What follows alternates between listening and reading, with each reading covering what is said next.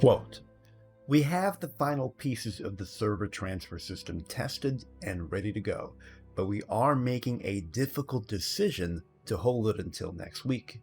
This was a balanced call between honoring a date we hold you to expect versus the disruption of a deployment during a peak play period, i.e. the weekend. We've worked on this feature non-stop, every day, to make good on our date estimations, but releasing it now would mean downtime, server balance changing based on transfers, wars that might not go through due to different rosters, and the like.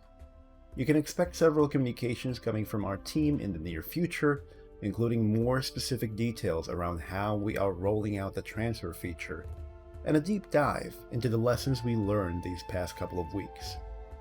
I sincerely want to thank you for sticking by us through the ups and down times." Well, I guess congratulations are in order. And to be honest, the reasoning of further delays do make a lot of sense to me, given that the last thing the player base needs right now is an additional interruption period due to server downtime. In fact, the management of server downtime period, at the moment, is a topic that carries ridiculous contentions right now, so I wouldn't want to poke the bear's nest either.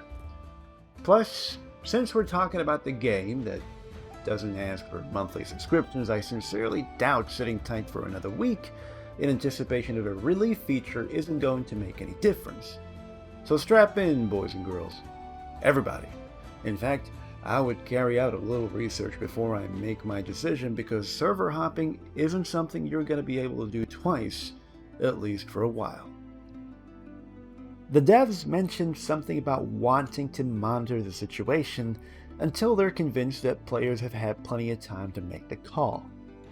When that's over, they're going to introduce a quote-unquote token that you'll need to use to make the transfer.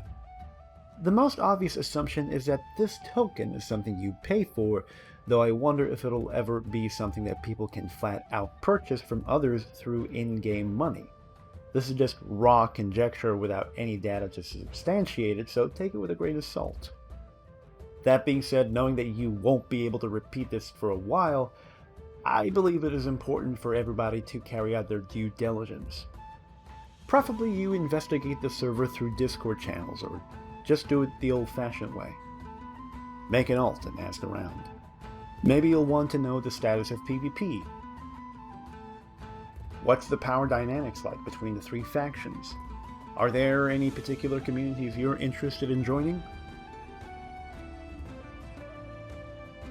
Last but not least, I'm interested to see how this is going to affect servers that are already full, specifically how it's going to affect certain niche communities. For example, it is currently established that one of the unofficial role-playing servers is Runeberg. Runeberg is capped, as far as I'm aware, so tough luck to role-players who weren't in during the rush. Now, I can see a lot of players leaving servers like Runeberg for lighter servers, but will that be enough? Who knows? Thanks for watching. See you next time.